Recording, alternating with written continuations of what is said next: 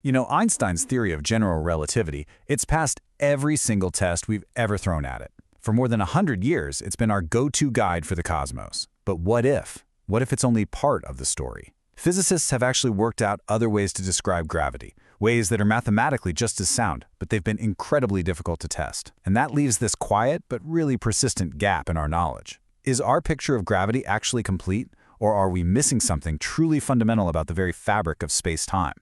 So here's what we're going to do. We're going to dive into a study that probes this very gap. We'll explore an alternative vision of gravity, see how scientists use neutrinos to put it to the test, look at what the data from the sun revealed, understand the absolutely crucial limits of what they found, and then wrap up with what this all means for the search for a complete theory of gravity. Okay, so to really get how scientists are pushing the boundaries here, we first need to understand a fascinating and much lesser known alternative to Einstein's theory. And this really is the fundamental question, isn't it? The goal here isn't to prove Einstein wrong, not at all.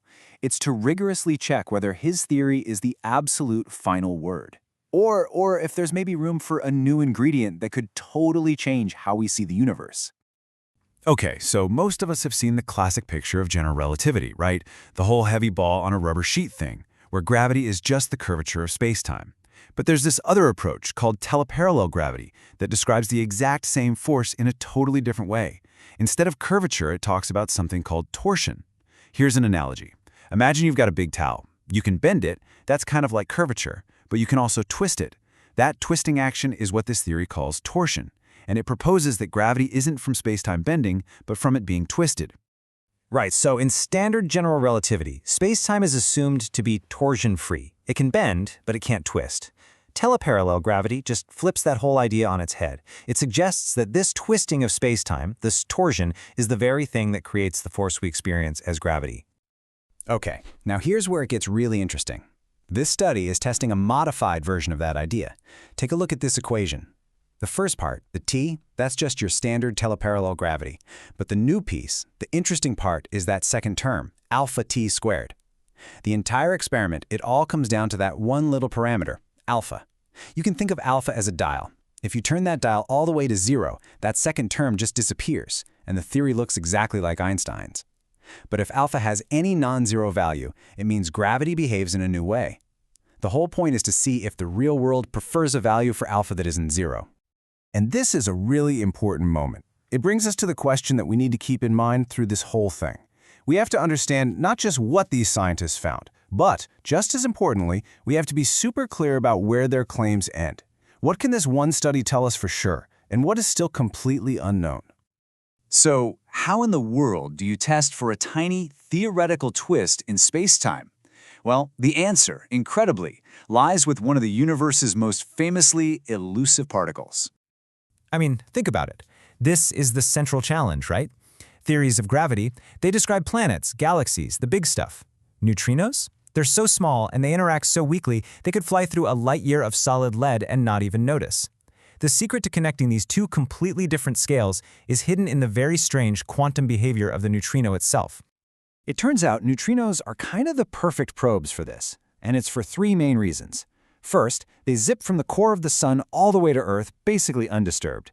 Second, as they travel, they do this bizarre thing called oscillating. They literally shapeshift between different types, or flavors.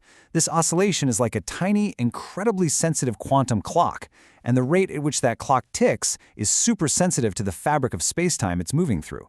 If there's any torsion, it should tweak that rate just a tiny bit. And third, we have decades of amazing high-precision data from giant observatories that have been doing one thing, counting these solar neutrinos. Okay, so with all that in mind, the method they used starts to make a lot of sense. And this wasn't a new experiment with new machines. It was a new theoretical analysis of data we already had. So first, the researchers built a model of what the sun's gravity would look like if this FT theory were true. Second, they calculated exactly how that torsion would affect the neutrino oscillations. Third, they took that prediction and laid it right on top of years of real-world data. And finally, they crunched all the numbers to find the single value of our parameter alpha that made the theory match reality the best. All right, this is the moment of truth. This is where the abstract theory gets smacked right up against the hard data. So what did the comparison actually show?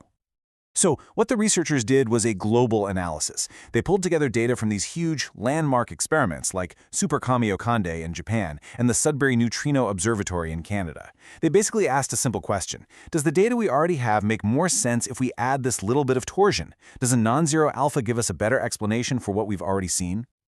In this table, it just lays out what they found so clearly.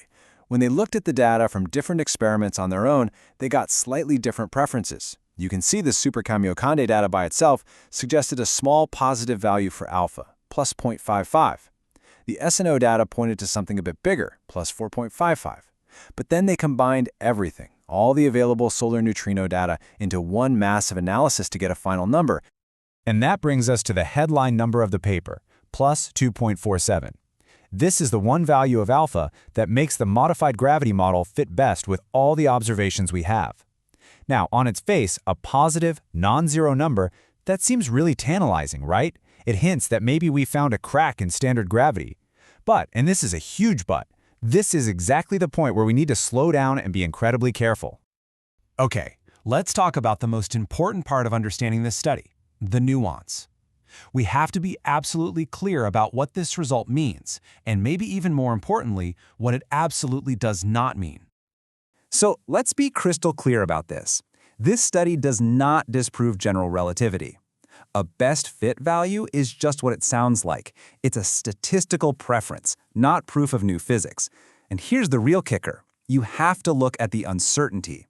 The analysis found that the 2 sigma confidence interval, which is just a standard way of measuring statistical plausibility, runs from negative 0.41 all the way up to positive 5.14.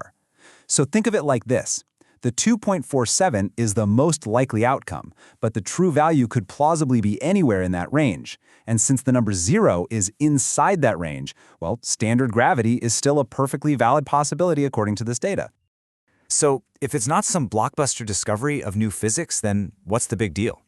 Well, the real achievement here is the method. The paper brilliantly shows that the quantum behavior of neutrinos can be used as a new, powerful, super-sensitive tool.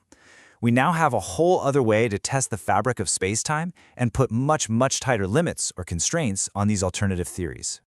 And just look at this slide to see how powerful this new tool actually is. Before this paper, the best limits we had on this specific theory came from studying the orbits of planets. And that method could only tell us that the value of alpha had to be somewhere less than 2/3. This new analysis using neutrinos shrinks that window of possibility by almost 10 times. Even if the true answer for alpha turns out to be 0, we've successfully ruled out a huge range of other possibilities. And that's how science moves forward. So, where does all this leave us? What's really changed about what we know, and what we still need to figure out? All right, let's take a step back and ask the one question you should always ask at the end of looking at a study like this.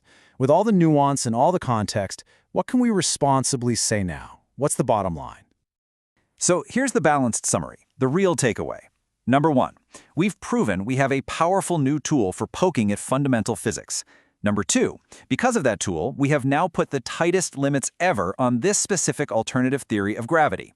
And number 3, we have a fascinating, but, and this is the key word, inconclusive hint that the data seems to slightly prefer a version of gravity with a little bit of torsion. It's a clue to follow up on, not a conclusion to be drawn. And this really leaves us with a pretty profound thought, doesn't it? For a century, we've tested gravity using planets and stars and giant black holes, but maybe, just maybe, the next great leap in our understanding of the universe's biggest force won't come from looking up at the stars, but from listening very, very carefully to its most elusive, ghost-like particles.